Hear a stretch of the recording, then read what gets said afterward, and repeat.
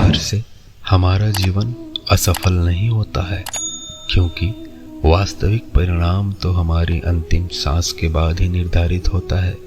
अतः जब तक सांस है, परिणाम की वजह छोड़ते हुए खेलते रहना चाहिए। अकेलापन इस संसार में सबसे बड़ी सजा है और एकांत इस संसार में सबसे बड़ा वरदान। ये दो समानार्थी दिखने वाले शब्दों के अर्थ में आकाश और पाताल का अंतर है। अकेलेपन में छटपटाहट है तो एकांत में आराम है। अकेलेपन में घबराहट है तो एकांत में शांति।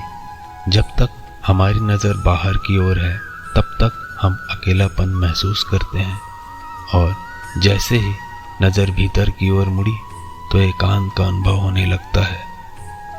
पैर की मोच और छोटी सोच हमें कभी आगे नहीं बढ़ने देती। ये दो शब्द जल्दी और देरी, हम इनका उपयोग गलत ही करते हैं। हम गुस्सा बहुत जल्दी करते हैं और माफ़ी बहुत देर से मांगते हैं। हम हार बहुत जल्दी मानते हैं और शुरुआत करने में बहुत देर करते हैं। हम सपने बहुत जल्दी देखते हैं और कार्य करने में बहुत देरी करते हैं। हम भरोसा जल्दी करते हैं और माफ़ करने में बहुत देर कर देते हैं। हम रोने में बहुत जल्दी करते हैं और मुस्कुराने में बहुत देर करते हैं। जल्दी बदल जाइए वरना बहुत देर हो जाएगी। काम का आलस और पैसों का लालच हमें महान बनने नहीं देता। श्री कृष्ण कहते हैं कि जिंदगी की परीक्षा में ज़्यादातर लोग इसलिए असफल हो जाते हैं क्योंकि वो दूसरों की नकल करते हैं। उम्मीद हमारी वह शक्ति है जो हमें उस समय भी प्रसन्न बनाए रखती है जब हमें मालूम होता है कि हालात बहुत खराब हैं। टूटी कलम और दूसरों से जलन खुद का भाग्य लिखने नहीं देती। मजहब के पीछे भागने से पहले अपने अंदर के इंसान से मिलो, क्योंकि अपना मजहब ऊंचा और गैरों का ओछा, ये सोच हमें इंसान बनने नहीं देगा। चेहरे पर लगातार क्रीम घिसने के बाद भी आपके चेहरे पर चमक ना बढ़े तो उन्हीं पैसों से किसी भूखे को खाना खिलाकर देखना और आईने के सामने खड़ा हो जाना। यकीन मानिए, आप इस दुनिया के सबसे सुंदर इंसान दिखोगे। 4 दिन गायब होकर देखिए, लोग आपका नाम तक भूल जाएंगे।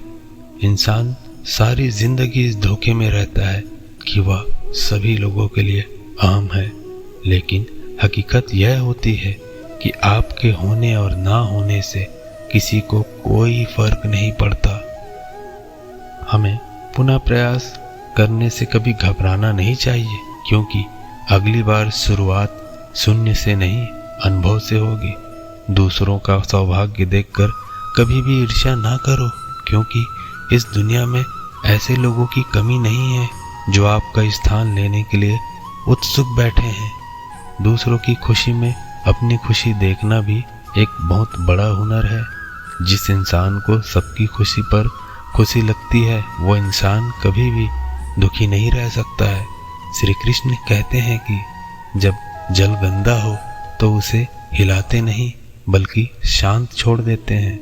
गंदगी अपने आप ही नीचे बैठ जाती है। ठीक इसी प्रकार जीवन में परेशानी आने पर बेचैन होने के बजाय शांत रहकर विचार करें, उसका हल जरूर निकलेगा। अगर जीवन में जब कुछ बड़ा मिल जाए तो छोटों को कभी नहीं भूलना चाहिए, क्योंकि जहाँ सुई का काम होता है वहाँ तलवार काम नहीं आती। जिस मनुष्य के दिल में सच्ची मानवता होगी उसकी सोच हमेशा यह होगी कि मुझे मिला हुआ दुख किसी और को ना मिले और मुझे मिला हुआ सुख सभी को मिले।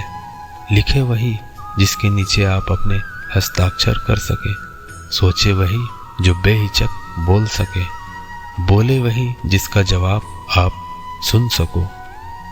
संपत्ति, उपलब्धि, पैसा, प्रतिष्ठा, सम्मान, यह कुछ भी मायने नहीं रखता अगर आप खुश नहीं हैं। जिंदगी की सबसे पहली ज़रूरत है आपका खुश रहना। इसीलिए आप पहले खुश होना सीखिए।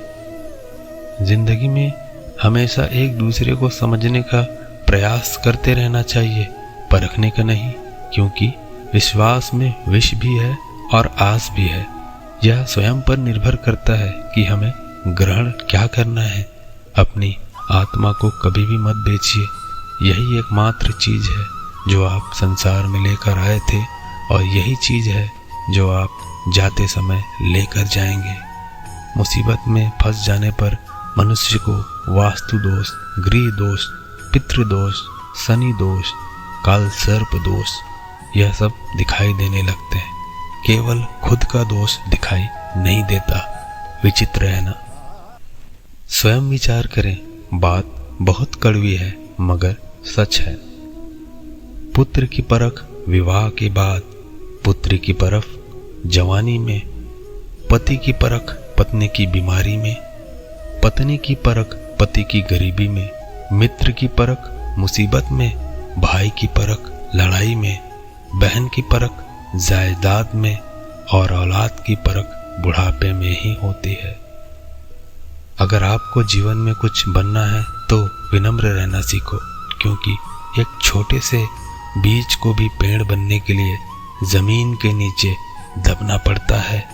मौन रहना बहुत अच्छी बात है, लेकिन ऐसा मौन ही किस काम का जो आपके अस्तित्व को ही खत्म कर दे। मौन आपकी कमजोरी भी है और आपकी ताकत भी। बस आपको ये पता होना चाहिए कि कब मौन रहना है और कब नहीं। किसी भी पेड़ पर फल फूल से ज्यादा पत्ते होते हैं, फिर भी वो पेड़ फल या फूल के नाम से पहचाना जाता है। ठीक इसी तरह हमारे पास कितनी भी अच्छी बातें क्यों ना हो, पहचान तो हमारे कर्मों से ही होती है। चाबी से खुला हुआ ताला बार बार काम में आता है, और हथौड़े से खोलने पर दोबारा किसी काम का नहीं रहता है। इसी तरह संबंधों के ताले को क्रोध के हथौड़े से नहीं, बल्कि प्रेम की चाबी से खोले। अपनों के बिना घर क्या होता है, अगर आप इसका अनुभव करना चाहते हैं तो आप एक दिन अपने अंगूठे के बिना सिर्फ अपनी उंगलियों से सारे काम करके देखो। आपको अपनों की कीमत का पता चल जाएगा। जिस समय हम किसी का अपमान करते हैं, दरअसल उस समय हम अपना सम्मान खोते रहते हैं। जब लोग अनपढ़ थे तो परिवार एक हुआ करते थे। मैंने टूटे परिवार में अक्सर पढ़े लिखे लोग देखे हैं। लोग जब पूछते हैं कि आप क्या काम करते हैं, तो असल में वो हिसाब लगाते हैं कि आपको कितनी इज्जत देनी है। अपनी ऊर्जा को चिंता में खत्म करने से बेहतर है इसका उपयोग समाधान ढूंढने में किया जाए। आपकी नीयत को चाहे कितनी भी अच्छी क्यों ना कर लो, दुनिया वाले आपको दिखावे से ही पहचानेंगे, और दिखावा चाहे कितना भी कर लो, भगवान आपको नियत से ही पहचानेंगे। इंसान बहुत ही खुदगर्ज है। पसंद करे तो बुराई नहीं देखता, और नफरत करे तो अच्छाई नहीं देखता। आप सच बोलने का साहस कीजिए, परिणाम भुगतने की शक्ति वो भगवान ही देगा। राधे राधे।